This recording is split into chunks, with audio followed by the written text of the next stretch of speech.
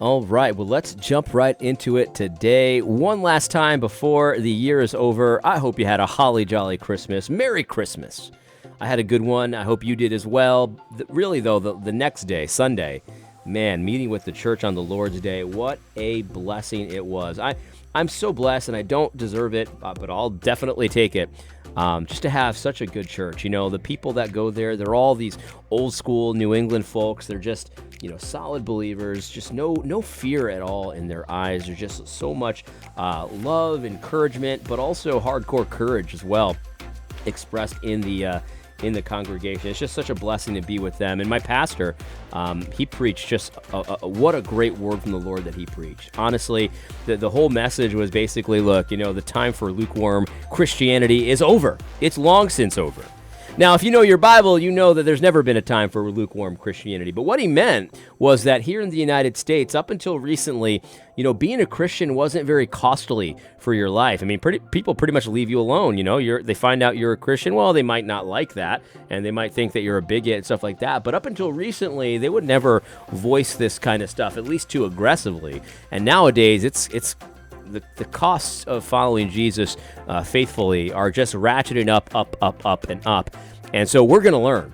What we're going to learn is what it actually means that the Lord is our strong tower. The Lord is our fortress. It's always been the case that the Lord has been our fortress, right? And we've always known that up here, but we've never really had to know it right here. We've never had to feel like it really is. And this is not to scare you guys, because I understand if you have some anxiety about the future, but the thing is, we're going to learn what it means that Christ is our fortress, but this is a good thing. You shouldn't be scared of that. This is a very good thing that Christ is your fortress, because if he's for you, who can be against you? We ought not to fear those who could just kill the body. And look, they're going to try. This is going to end violently, and we all can kind of see this coming. But we should not fear those who can kill the body, but not the soul. Rather, we should fear the one who is powerful enough to destroy both soul and body, and we should obey and honor and respect him. And we should be very joyous, because that one who is so powerful loves us, and he loves us, and he knows what we're like, but yet he loves us anyway. This is such an amazing thing. And so my pastor's sermon was great. I hope yours was as well. And it's going to be, look, we're going to have a lot to look for. It's going to hurt in the short term, I think, but in the long term, it's going to be good for us to know really right here what it means for Christ to be your strong fortress. In any case, this is probably the last video I'll do for the year. And what I was planning on doing was I was planning on making fun of Kwanzaa. Now, Kwanzaa is, look, probably invented by the CIA. It's a ridiculous, it's one of the stupidest holidays you could ever, it's stupider than you think. If you've never looked into Kwanzaa, you probably were like me. You probably assumed it was stupid.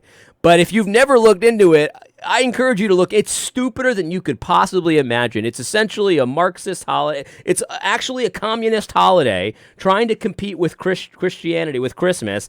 And it's exactly what you would expect. It's ridiculous. It's stupid. They try to fill it with meaning. There's no meaning. Nobody cares. And hardly anybody celebrates it. That's the other thing. Like, listen, because of what I do, I follow a lot of these, Marxist, communist, woke black people around all over the place. And hardly any of them even celebrate it. Like, some of them do, but most of them don't. Like, even if you're really woke, even if you're really communist, just because, you're woke, communist, and black doesn't necessarily mean you follow Kwanzaa, because it's stupid, and it's very obviously stupid. So I was going to make fun of Kwanzaa, but it's almost like, It would be like being proud of dunking on a 6-year-old, in basketball. Like, you play a basketball game against a 6-year-old, you beat him, and it's like, well, yeah, but he's 6. You know what I mean? It's like, it's not. Listen, Kwanzaa can make fun of itself, right? Kwanzaa can make fun of itself. It was invented by a psychopath, by the way. You look at it, it's just, seriously, look into this stuff. The guy who invented Kwanzaa, he also is known, and he's been convicted of torturing women.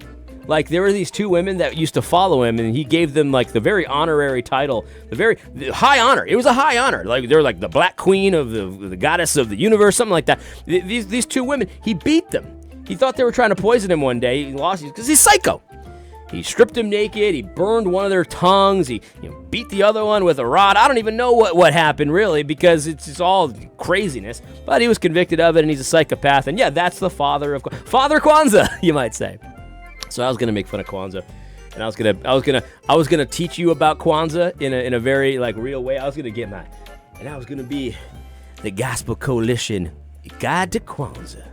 And what we do on Kwanzaa, we get the ceremonial passing of the Gatorade. Of course, we mix it with a little Jägermeister because this is the ceremonial drink of Kwanzaa, and it's a replenishment thing. It's replenishment, like the replenishment we need in reparations. That's a replenishment. And so we celebrate the Kwanzaa with the replenishing Gatorade. It replenishes the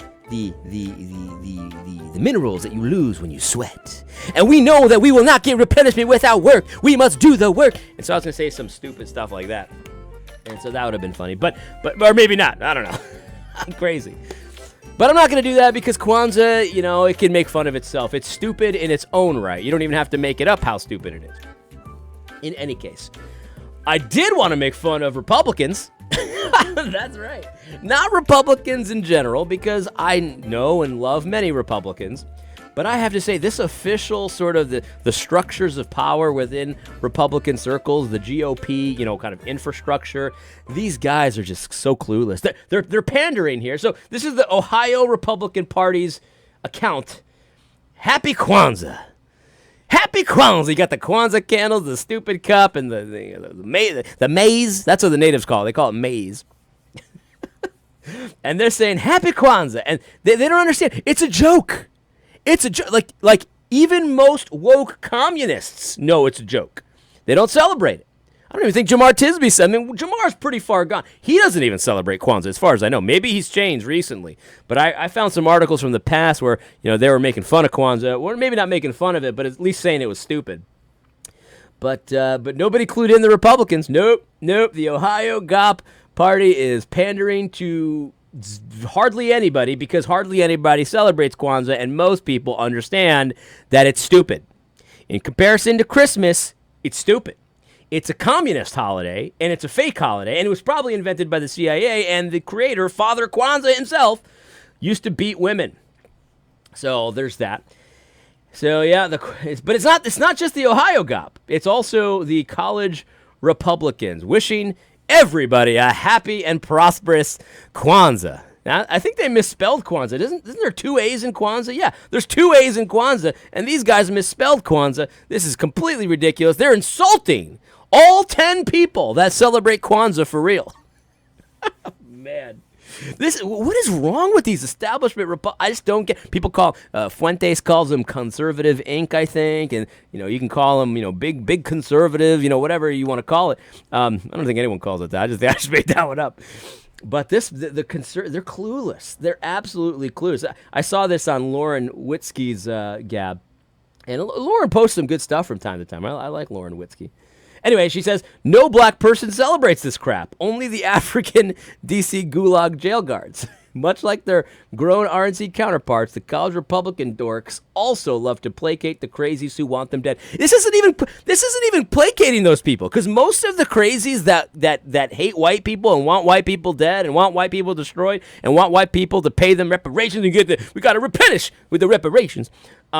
Most of those people don't even celebrate Kwanzaa. It's like a fraction of those people that celebrate Kwanzaa. So you're actually not even placating the crazy communists that want you dead. You shouldn't try to placate those people. But even as you're trying here, you're not even doing that, because even those people know that Kwanzaa is a joke. It's just unbelievable how clueless the Republican infrastructure is. It's just so funny. And so they deserve the mockery. I'm not even going to mock Kwanzaa. Kwanzaa, its existence mocks it. It's less legitimate than Festivus.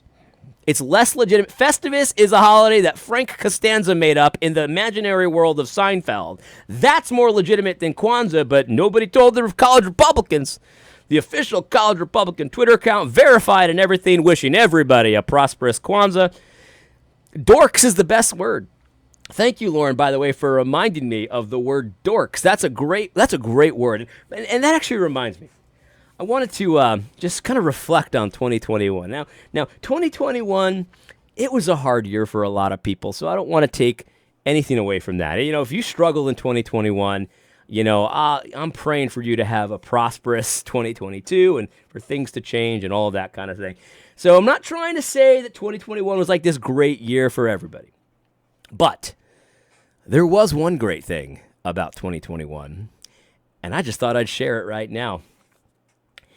2021, I believe, will go down as the year that it became commonplace and acceptable again to use the word gay as an insult. You could say, oh, you're just being gay. Oh, that's so gay. Hey, that's really gay. Like that. Listen, you might say, hey, AD, you're late to the party. I never stop using that. Well, I did. And this is the thing. Like when I was younger, we used to call things gay all the time. Things we wanted to show our disapproval of, or things that were actually gay and things like that. Like we used to use that as an insult all the time. And then I seem to remember some think pieces, maybe Washington Post kind of thing, about how that's not right to use that as an insult. And I never really bought into the arguments, but I did stop using it as an insult. I'm sure there was Gospel Coalition articles about that too. Well, 5 gospel-centered reasons why you shouldn't use gay as an insult. That's pretty gay, by the way. In any case, so I didn't buy into the arguments, but I stopped using it. So maybe I did buy into it, that you shouldn't use it as an insult. Now, I know some of you never stopped, and so hats off to you. But in 2021, I've been seeing people use it as an insult all over the place. And I have to say, just from the bottom of my heart, it warms my heart to see one of my favorite insults from the past being used again in common parlance. Thank you very much. Hats off to you guys who never stopped using it, because this is a great thing, a great part of 2021. Maybe not the only great part, but a great part was the fact that we can now use gay as an insult the way we used to. The good old days. Oh man, even Doug Wilson. I mean,